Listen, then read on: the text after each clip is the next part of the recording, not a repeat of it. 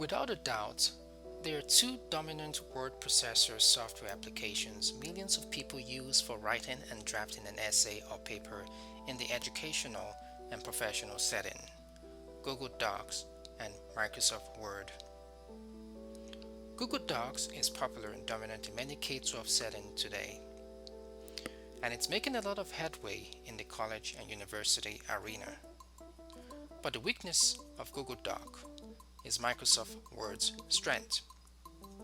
Microsoft Word has more advanced, powerful tools and features that can help you as a writer, something unrivaled by Google Docs. Today, I want to talk to you about how, why, and the ways I use Microsoft Word. Here are the 6 tabs that I like a lot when using Microsoft Word as a proposal writer, as a composition tutor, as a composition instructor, a graphic designer, and a technical writer. The first is the Home tab. The second is the Insert tab. The third is the Design tab. The fourth, the Layout tab. The fifth, the References tab. And the sixth, the Review tab. Now let's go into Word document to examine these tabs. We'll start with the Home tab. The Home tab is the default tab in Word documents. Under the Home tab are the tools that I most likely use when using Word. We have the Font tool. The font helps me to change the size of the text and perform other functions that you see here. We have the Paragraph tool.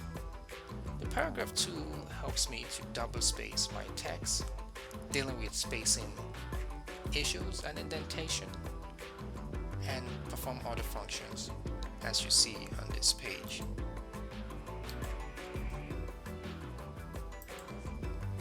We have the Styles tool.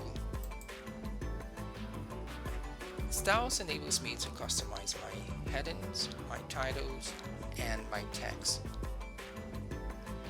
and perform other functions as you see here. Next, we have the Editor tool. The Editor tool helps me to check and correct spelling mistakes and typos, grammar, and other word writing suggestions offered by Microsoft Word. It is one of my favorite tabs or tools in Word, which I cannot do without. Also, the tool helps me a lot with copy editing. It does a great job providing me editing suggestions according to the refinements here. So I don't really have a need for a real editor in person to help me read through my writing. The next tab we're going to look at is the Insert tab. The Insert tab, right next to the Home tab, you have the Insert tab. As the name implies, it lets me insert more features on my Word documents. The Insert tab comes in handy when I have to insert pictures. I could do this from my device, from stock images, or from online pictures. Here are other tools I use when accessing the Insert tab. These are Smart Art,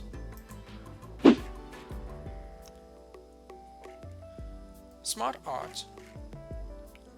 We also have comments.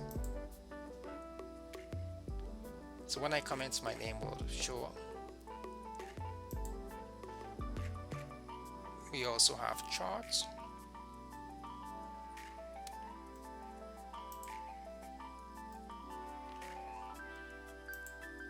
We also have tables. I could insert tables according to rows, according to the number that I preferred in my table, rows and sections. We also have the header information.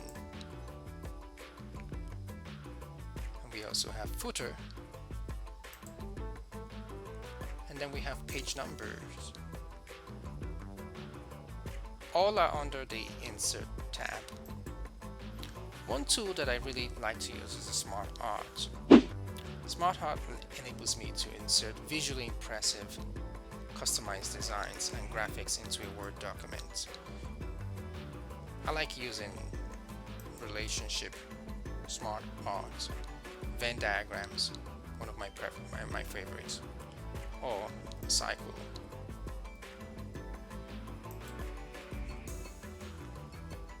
Next, the Design tab.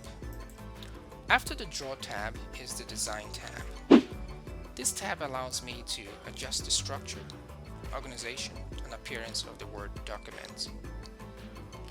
Using this tool, the specific features which interest me the most are the three group icons above page background.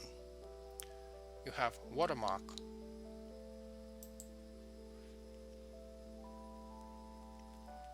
Watermark lets me add ghost text behind the documents I have created, such as the word confidential, do not copy, or draft or sample. I use ghost text, the word draft, when I share draft documents via email with colleagues at work as a proposal writer. What about pictures? I use picture watermarks. These would be custom watermarks. When I'm designing a card or a letter on a Word document and I want to customize it, particularly for my audience. And next we have page color. Page color lets me add color to the page background of my document in Word. And we have page borders. Page borders also gives me my document a distinctive look by letting me add changes to the border around the page of my document, and to perform other cool things as well. The next tab we're going to look at is the Layout tab. It's right next to the Design tab. This tab helps me to change the page size. So I usually do 8.5 by 11. That's my standard. I don't change my document when I'm writing because I have no reason to use legal, executive. I rarely do. So it's usually 8.5 by 11. As for orientation of my Word document, I typically use the portrait mode, portrait orientation, when I'm writing essays, letters, or just about any type of document I create. What about landscape? Well, I use landscape orientation when I'm working on a document which requires lots of rows and columns and a table I've inserted in the document. I rarely use landscape, only once in a while.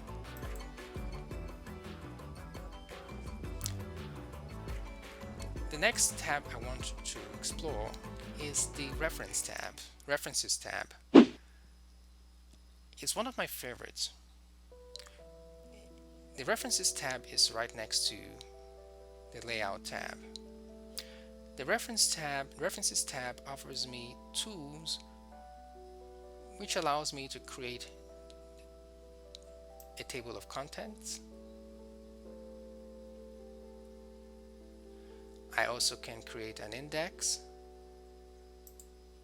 or insert index into my document. I have the choice of inserting table of authorities into my documents.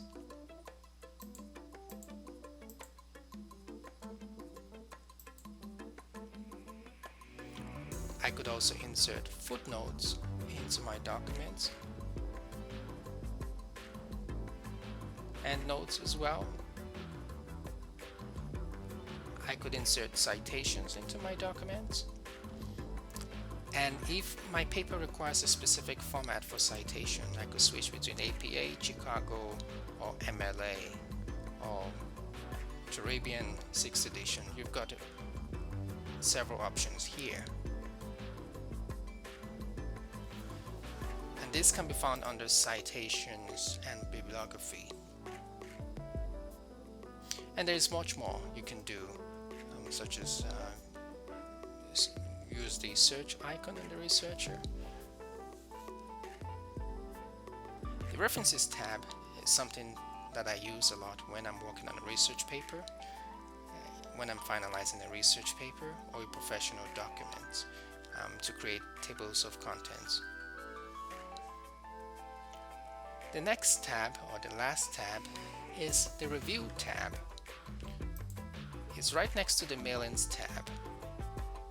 It's one tab that I rely on a lot when I comment on students' documents. To do this, I have to enable track changes on their documents, individual documents.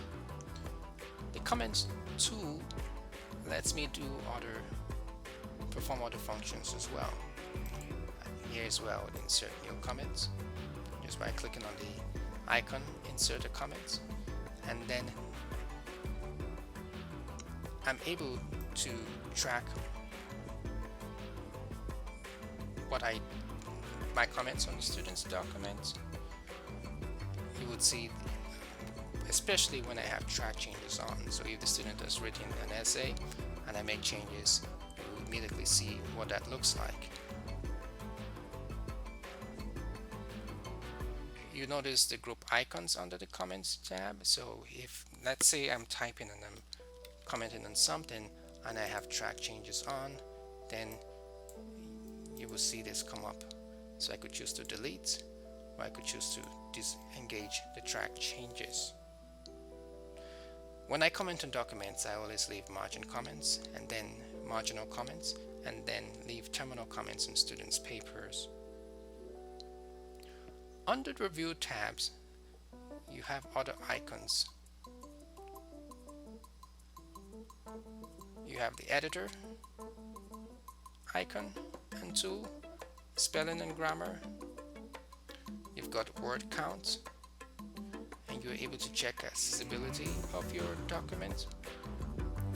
This is very useful to keep it inclusive. Your reader, to make sure that your document you send out is inclusive to all readers. Then you have other functions such as translate. This is a cool feature. And you have the speech icon, which I want to show you here, right here, so it can read aloud to you. It's one way of proofreading your work. And you have a bunch of other icons and tools you can use. So if, say, you are a student and your instructor gave you comments, or as a professional, if I solicited feedback and I could choose to accept the feedback or reject it, and that will appear on my documents. This concludes my tutorial on why, how I use Microsoft Word. Thank you for watching.